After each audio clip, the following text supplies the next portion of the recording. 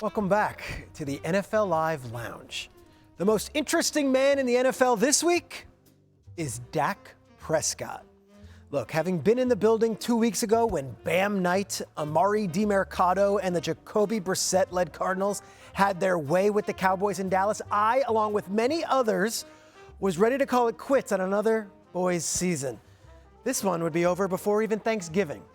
But then they came out the way they did on Monday, playing as one, electric through the air and awesome in the run game, dominant in the trenches, and as functional and competent in all three phases of the sport as any squad in the league last week. And suddenly, I'm back. I'm a Dallas Cowboys believer, and moreover, I'm a believer in that quarterback. Number 4, Dak Prescott has been picked apart, questioned, and criticized over the course of his NFL career. Look, he knows it comes with the territory. Heavy is the crown, right? He's paid handsomely, and he wears the star on the helmet. The QB1 in Dallas, short of maybe playing center fielder for the New York Yankees, is the most glamorous position in sports. But what lies ahead may be Dak's toughest test yet. A 3-game stretch with the season on the line. The defending champion Eagles on Sunday. The bloodthirsty Chiefs 4 days later on national television on Thanksgiving Day. And then a potentially equally desperate Lions team a week after that. A single loss could mean it's all she wrote for the Cowboys in an absolutely loaded NFC. 3 games and 3 of the league's best teams on the docket. Can Dallas run the table in those 3 games? Can Dak find a way? If the Cowboys play like they did versus Arizona 2 weeks ago, there's no chance. But if they show up like they did in Las Vegas, well, then we are talking. For all the haters, all the message board posters, and all the know-it-all ex-jocks and blowhard journalists on TV, Dak has a chance to silence them, I mean us all. We know he's got what it takes. He's done it before, but can he throw this team on his back and find a way? I think he can, and it starts at 4:30 Eastern on Sunday against the Eagles. It's just so good. I'm in. So good. Pick up your ball and get back over here, Peter. I'm in. Every time it gets better. I like the ownership. Oh, and he's dropping his mic pack, which means it's a really good one. Do you do that on purpose? Like, is that your drop the signature? mic. Leave the mic It's back. Carol Burnett with the ear. Every time it's better.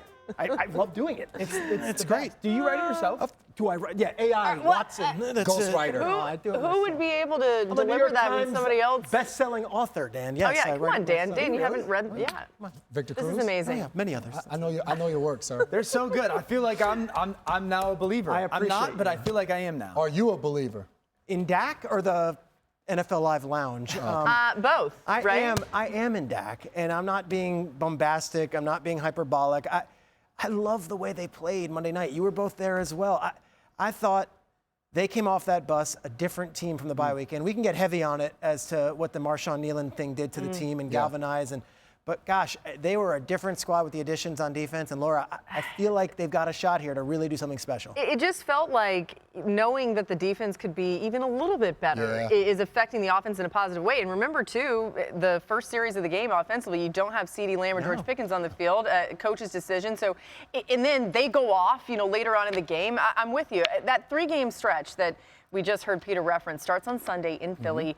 J-Mac, give us one thing to watch for if Dak is going to keep this team afloat the final 7 weeks of the season. We're going to be looking back at the NFL Live Lounge and saying Peter was on to something. Who's lined up across from Quinyon Mitchell? I think that's going to be huge in this game because when they met in week 1, Quinyon Mitchell shadowed George Pickens to start that game off. In the second half, they moved him over to CeeDee Lamb because CeeDee Lamb was the one having a big game. And remember, that game came down to some drops by CeeDee Lamb late in that game, and the Cowboys might have been victorious. Quinyon Mitchell has been unbelievable at the cornerback position this season. No matter who your favorite wide receiver is, when he comes into town, he has been able to shut that guy down. I think it's going to be paramount in this game for Dak Prescott to see who Quinyon Mitchell is aligned and go the other way. Okay, here's a question. So I think one of the things ever since, we've seen George play a lot better is Dallas is loving getting into putting him by himself and CD away in bunch formations, giving CD space, create confusion. If it's George by himself, what would you do? Would you put Quinyon over there? Absolutely. And you would have multiple Adoree guys? Jackson would be on the other side because the thing is, when you put CeeDee Lamb in a bunch, he'll be in the slot some. Now They motion him, kick him outside. No doubt, but now you're getting Cooper DeJean involved in that situation. I don't want to put just Adoree Jackson by himself because if I'm Dak, I now have to read nothing. If I get one-on-one backside with George Pickens and Adoree Jackson, I'm going right there. I got you. When it's Quinyon Mitchell, I have to figure something out to the strong side. Yeah, I think that's going to be a challenge. I think that's something to pay attention to in that game. I'd also say Dallas is as good as anybody marrying what their run and their run concepts or pass concepts look like. Get a great defense. What I want to, as an offensive person against a great defense, I just need to get you to play hesitant, question what you're seeing, so maybe you're not as fast downhill. I think that's a good thing that Dallas does, and it could help them against a very good defense. Remember, CeeDee Lamb had 3 drops in week 1 against the Eagles. He's only had 2 since. Jalen Carter also missed that game because he spit on a quarterback. Oh, man. No Jalen Carter, no Jalen Phillips, no Nakobe Dean in that game. That's a different Good defense. reminder. I mean, Jalen Phillips has been taken over ever since they added him, too. Let's get Adam Schefter in here for more on this game. Adam, what more can you tell us about Dak facing off against the Eagles? Well, there's a lot of advantages for both sides, but let's keep in mind, Laura, that going back to 2017, Dak Prescott at home against divisional foes is 21-2. Let me repeat that again, 21-2. The last time Dak Prescott lost a home divisional matchup was in 2017, some 8 years ago. All right, let's talk about the Rams, and you really can't talk about them this season without mentioning their red zone defense. LA, top 5 in touchdowns, points per game, third down percentage. You saw how much the Seahawks struggled in the red zone last week, had a lot to do with this defense. Dan and J-Mac, show us how the Rams are getting it done in those high leverage spots. Yeah, it starts with their defensive line, and here's the challenge.